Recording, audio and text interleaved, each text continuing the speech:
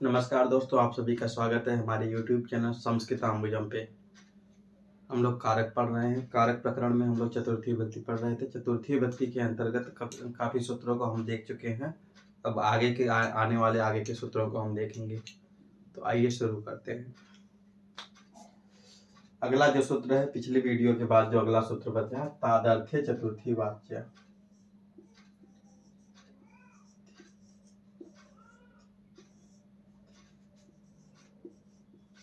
चतुर्थी वाच्य, ठीक है। तादर्थ्य चतुर्थी वाच्य, ये क्या है? एक वार्तिक है। क्या है? वार्तिक। चतुर्थी वाच्य मतलब चतुर्थी कहना चाहिए, ठीक है। चतुर्थी वाच्य से कोई दिक्कत नहीं। तादर्थ्य को समझ लेंगे तो बात बन जाएगी कि क्या कहना चाह रहा है ये सूत्र। तादर्थ्य क्या है?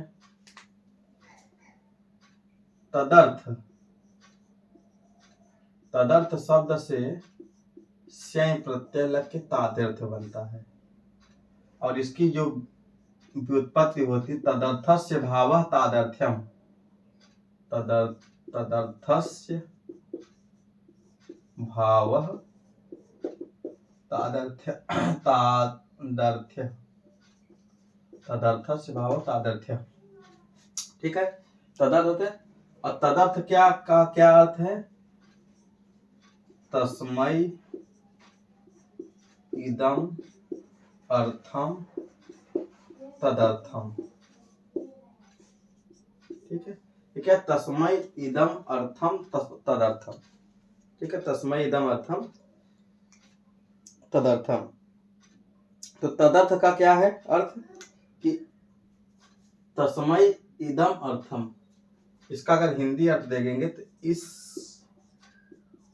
कार्य के लिए यह, इतनी बात है। तदर्थ शब्द का क्या अर्थ है? इस कार्य के लिए यह। अब क्या अर्थ है? अब इसका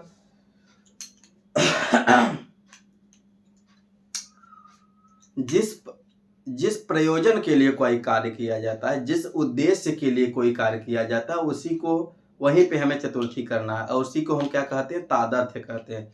जिस प्रयोजन के लिए कोई कार्य किया जाता है, जिस उद्देश्य के लिए कोई कार्य किया जाता है, उसी को हम क्या कहते हैं? तादर्थ्य।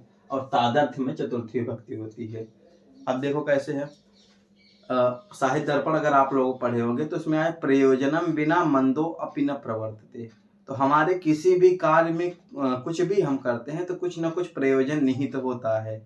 अगर हम जा रहे हैं तैयार होके, तो अगर बारात में, तो हमारा प्रयोजन क्या है कि बारात में खाना खाएंगे और जो भी मतलब कि प्रयोजन हो, तो मतलब हम पढ़ते हैं अच्छे, तो हमारा कुछ प्रयोजन है कि आगे हमें कुछ अच्छा करना है। तो कि किसी भी कार्य में हमारे कुछ ना कुछ प्रयोजन जुड़ा होता है। तो इस कार्य के लिए, तो जिस कार्य के लिए कोई कार्य किया जाता है उसी को हम क्या कहेंगे? तादर्थ्य। तो जहां पे प्रयोजन निहित होता है उसी में हम क्या करेंगे? चतुर्थी विभक्ति का विधान करेंगे, इसलिए कि तादर्थ्य चतुर्थी वाच्य। जैसे उदाहरण से बात और स्पष्ट होगी। मुक्ति के लिए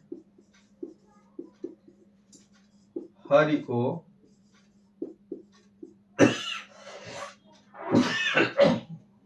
भजता है।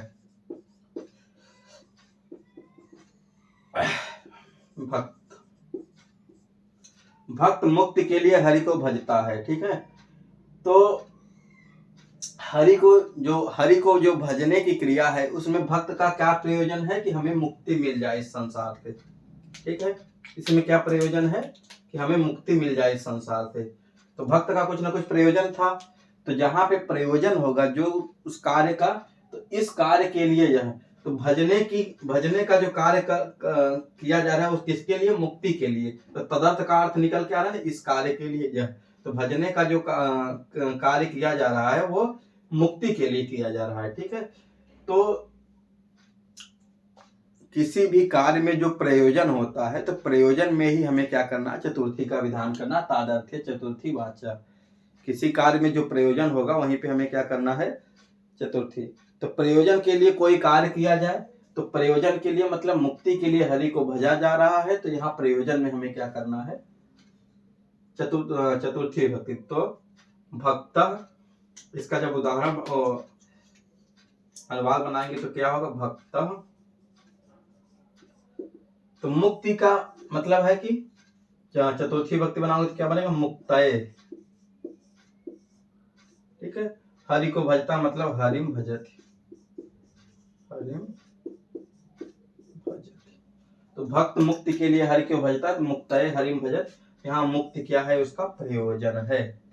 इसलिए जिस प्रयोजन के लिए कोई कार्य किया जाता है, बात सीधी सी ध्यान रखना, तादर्थ्य चतुर्थी वाच्य कहता है कि जिस प्रयोजन के लिए कोई कार्य किया जाता है उस प्रयोजन में हमें क्या करना है, चतुर्थी का विधान करना है। जैसे यहाँ पे मुक्ति के लिए हरि को भजा जा रहा था, तो मुक्ति में हमें क्या करना है, अगर आप पीजी के स्टूडेंट हैं तो आप काव्य प्रकाश आपने पढ़ा होगा, और काव्य प्रकाश का जो क्या कहते हैं कि प्रयोजन होता है ना, उद्देश्य, तो उसमें प्रयोजन जब पढ़ेंगे तो उसके 6 प्रयोजन बताए गए हैं।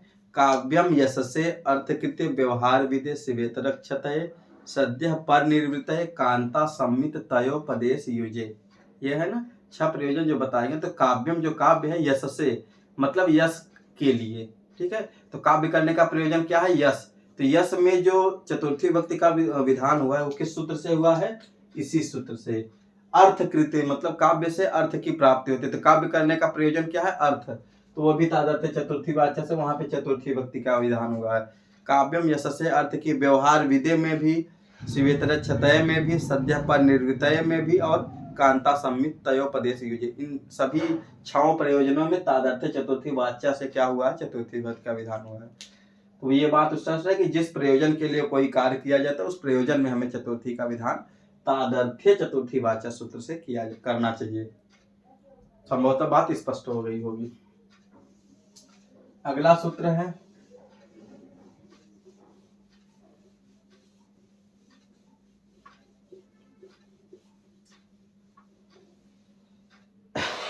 कृप संपद्यमाने च।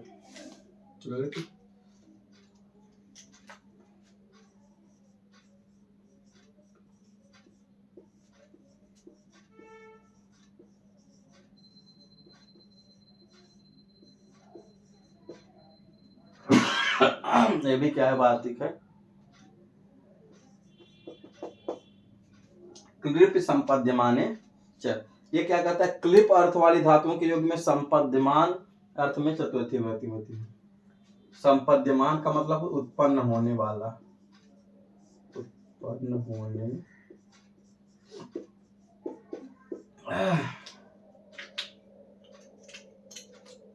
तो क्लिप अर्थ वाली जो धातुएं होंगी, क्लिपी अर्थक वाली जो धातुएं होंगी, उसमें संपद्यमान की या उत्पन्न होने वाले की क्या करेंगे हम, उसमें चतुर्थी भक्ति का विधान करेंगे। तो क्लिप अर्थ वाली 3 धातु यहाँ पे जो भक्ति ज्ञानाय कल्पते संपद्यते जाते, भक्ति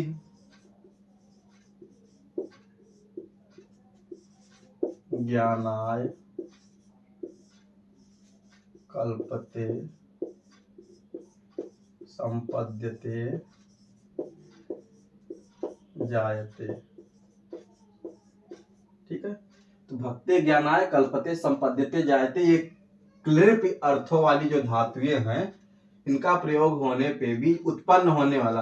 तो भक्ति ज्ञान के लिए उत्पन्न, ज्ञान के लिए होती, मतलब ज्ञान को उत्पन्न करने के लिए होती। भक्ति किसके लिए होती है, कि भक्ति से हमें ज्ञान हो जाए कि क्या है, तो भक्ति ज्ञान के लिए होती है। तो यहाँ पे ज्ञान उत्पन्न करने के लिए होती है, तो ज्ञान में ही यहाँ पे हमें क्या करना, चतुर्थी भक्ति।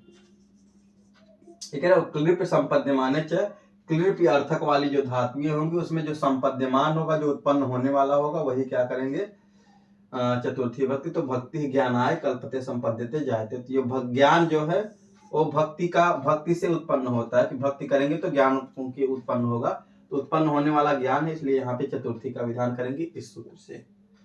ठीक है, इसमें ज्यादा कुछ नहीं, बस सीधी सीधी बात है। अगला सूत्र है उत्पातेन ज्ञापिते च, उत्पातेन ज्ञापिते च। अब ये क्या कहता है, ये भी वार्तिक ही है।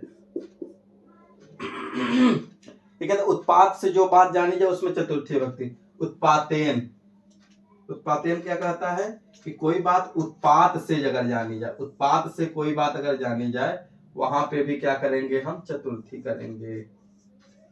उत्पात मतलब जानते हैं कि नहीं, उत्पात, उत्पात मतलब इधर उधर का काम करना कि लोगों को परेशान हो जाए। उत्पात, जब प्रकृति उत्पात मचाती है तो सब इतना आंधी तूफान आता है ये सब, तो वही होता है उत्पात।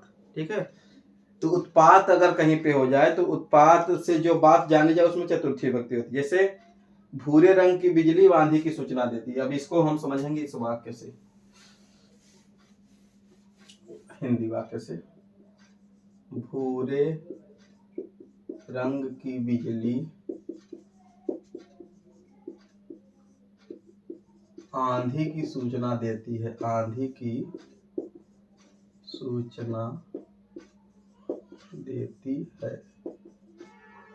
ठीक है, तो अगर बिजली जो चमक रही है अगर भूरे रंग की चमक रही है तो समझ लो कि आंधी बहुत तेज आने वाली है। तो क्या कहता, उत्पात, बिजली के चमकने से समझ रहा, मतलब उत्पातेन ज्ञापिते च, बिजली के चमकने से समझ में आ रहा है कि क्या है, आंधी आने वाली है। तो उत्पातेन ज्ञापिते च, उत्पात द्वारा जो बात जानी जाए, तो बिजली के चमकने से क्या जाना जा रहा है कि आंधी की सूचना, आंधी की सूचना आ रही है कि आंधी आ सकती है बहुत तेज। तो उत्पात के द्वारा जो बात जानी जाए, तो उत्पात के द्वारा क्या जाना जा रहा है, आंधी की सूचना। यहीं पे क्या करना, हमें चतुर्थी का विधान करना है। इसका क्या बनेगा, वाताय कपिला विद्युत, विद्युत। ठीक है, तो उत्पातेन ज्ञापिते च क्या कहता है कि उत्पात से कोई बात जानी जाए वहां पे हमें चतुर्थी। तो इस भूरे रंग की बिजली के उत्पात से जाना जा रहा है कि आंधी की सूचना, तो आंधी आ रही, तो इसलिए वाताय में यहाँ पे चतुर्थी का विधान करेंगे। तो उत्पातेन ज्ञापिते च इस प्रकार से हो जाता है। अगला सूत्र क्या है, हित योगे च। अगला सूत्र क्या है, हित योगे च। ये सब उपपद वाले सूत्र हैं, मतलब इसके योग में ये हो जाएगा, हित योगे च। हित और सुख, अगर हित और सुख किसी वाक्य में प्रयोग हो रहे हैं तो वहां पे चतुर्थी विभक्ति का विधान करेंगे। जैसे हित और सुख, इन शब्दों के योग में चतुर्थी का विधान करना है। जैसे ब्राह्मणाय हितम या ब्राह्मणाय सुखम। ठीक है, तो हित योगे च कहता है कि हित और सुख शब्दों के योग में चतुर्थी का विधान करेंगे। जैसे अभिता परिता समयानिक्षा पढ़े थे ना कि इसके योग में द्वितीया, तो इसी प्रकार से ये हित योगे कहता है कि हित और सुख शब्दों के योग में चतुर्थी का विधान करेंगे। ब्राह्मणाय हितम ब्राह्मणाय सुखम। ठीक है, तो इस प्रकार से ये स्पष्ट हो। तो हम एक बात ये कहना चाह रहे हैं कि हम जब कार्य प्रकरण सप्तमी विभक्ति तक खत्म कर लेंगे तो एक दो वीडियो ऐसे होंगे जिसमें उपपद वाले सभी बातों को देखेंगे कि किस विभक्ति में किन पदों के योग से कौन सी विभक्ति होती है। कि अगर द्वितीया पढ़ेंगे तो द्वितीया में कौन कौन से पद हैं जिनके समीप होने से हमें उपपद द्वितीया विभक्ति का विधान करें। तृतीया चतुर्थी पंचमी, इस तरीके से हम एक दो वीडियो में इस तरीके का भी पढ़ेंगे तुलनात्मक ढंग से। ठीक है, तो इस प्रकार से ये सूत्र भी स्पष्ट हो, हित और सुख शब्द के योग में चतुर्थी विभक्ति का विधान करते हैं। ठीक है, तो आज के लिए इतना ही, बहुत छोटी कक्षा कर रहे हैं। अब बाकी आगे के सूत्रों को हम अगली कक्षा में पढ़ेंगे। बहुत बहुत धन्यवाद हमसे जुड़ने के लिए।